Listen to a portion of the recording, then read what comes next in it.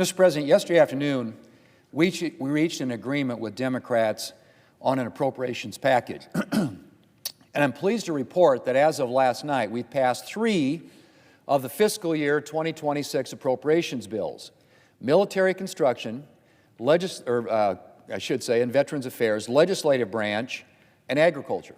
Those are the 3 appropriation bills that we were able to pass last night. I would say it is a very good start on appropriations, and a striking contrast, I might add, to last year when the Democrat leader failed to bring a single appropriations bill to the floor for a vote, notwithstanding the fact that 11 of the 12 had passed out of the Appropriations Committee with big bipartisan margins. And I want to thank Senate Appropriations Committee Chair Collins, as well as Senators Hoeven, Bozeman, and Mullen. I also want to thank Senator Moran, who's done outstanding work on the Commerce, Justice, Science Appropriations Bill, and that would have passed last night had it not been for the opposition of a single Democrat senator.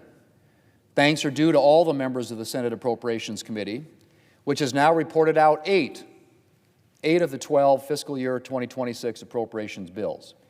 The Senate is currently in its best place on appropriations in years, and I'm grateful for all those who worked cooperatively and in good faith to make last night's votes happen. It is good, Mr. President, to have the Senate back on a regular order track on appropriations, and I will continue to work for a regular order process as we continue. And I hope that Democrats will join us in that effort. It was disturbing to hear the Democrat leader threaten to shut down the government in his July 8th Dear Colleague letter. And I hope, Mr. President, I really hope the Democrats will not embrace that position, but will continue to work with Republicans to fund the government. As I said, we are in the best place we've been in years, but we have a lot of work to do. And I hope that we'll be able to continue the good work we began last night with continued bipartisan cooperation. Now, Mr. President, I wish I had more good news or better news to offer this morning on the nominations front. I wish I could say that we had also reached an agreement on a nominations package yesterday. But unfortunately, Democrats continue to engage in their historic obstruction.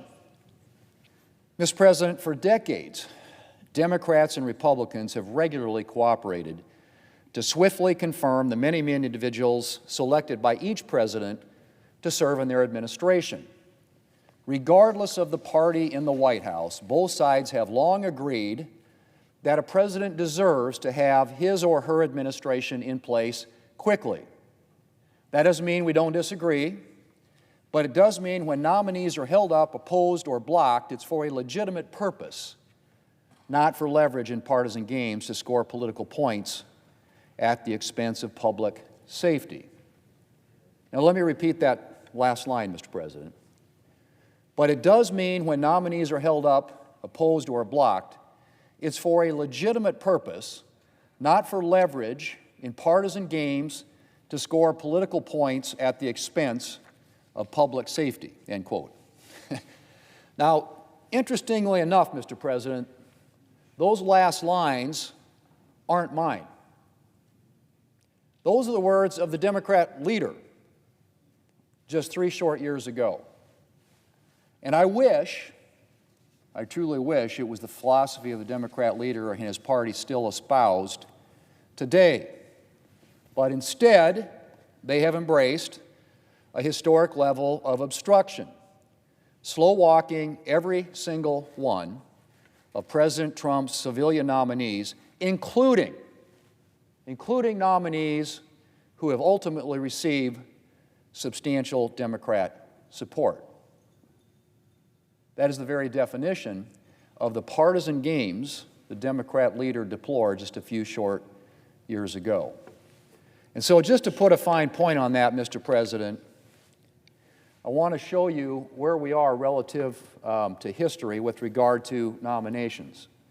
As you can see, going back to the presidency of George H.W. Bush, 41, as he is affectionately described by many, 98% of all the nominees were confirmed either by voice vote or unanimous consent. That was also true of a Democrat president, Bill Clinton. George W. Bush, 43 had 90% of his nominees confirmed either by voice vote or unanimous consent. And President Obama, so we went Republican, back to Democrat, also had 90% of his nominees confirmed either by voice vote or unanimous consent. Well, that started to drop off in the first Trump administration down to 65%, dropped down to 57% during the Biden administration. But what's really striking, Mr. President, is here we are 6 months into, more than that really now, into this current administration, and that right there, a big fat zero, is what the Democrats have allowed in terms of nominees either confirmed by voice vote or unanimous consent. Now, under any circumstance, Mr. President, and I understand there are strong disagreements with our colleagues on the other side of the aisle, don't like the president, all that. There's certainly that element, but this is historic and unprecedented obstruction when it comes to allowing someone who has been elected by the people of this country in a fairly significant, I would argue, mandate, an election, to get their person in place to do the jobs that the American people elected that president, President Trump, to do. And so you cannot, under any circumstance, defend that. Now, you can say, you know, we can argue, and these numbers are not moving in the right direction, which is why I would argue we've got to change the process by which we do this. Otherwise, we're going to continue to deteriorate to where any president that comes in here is going to be very, very hard-pressed to do the job the American people elected him to do. So, but really, that one right there, that big fat zero sticks out in a very big and significant way.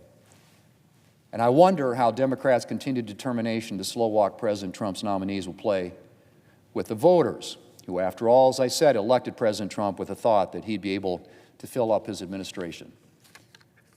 Mr. President, Democrats need to get serious about agreeing to a nominations package to confirm a number of these outstanding nominations. And I would tell you, and they are well aware of this, that a lot of the nominees on the current backlog are nominees who have bipartisan support. In some cases, broad bipartisan support. Multiple Democrats voting for these nominees coming out of the committee. There are a whole bunch of those that are backed up on this backlog. And so, Mr. President, I sincerely hope that they will change their tune and decide to work with this administration to make that happen. Otherwise, I mean, I've said this before, and I think it's true. I mean, we are setting records around here for hours in session. We are setting records around here for number of votes cast. I mean, not by a little, by a lot, relative to previous Senates. And a lot of it has to do with that statistic I just pointed out.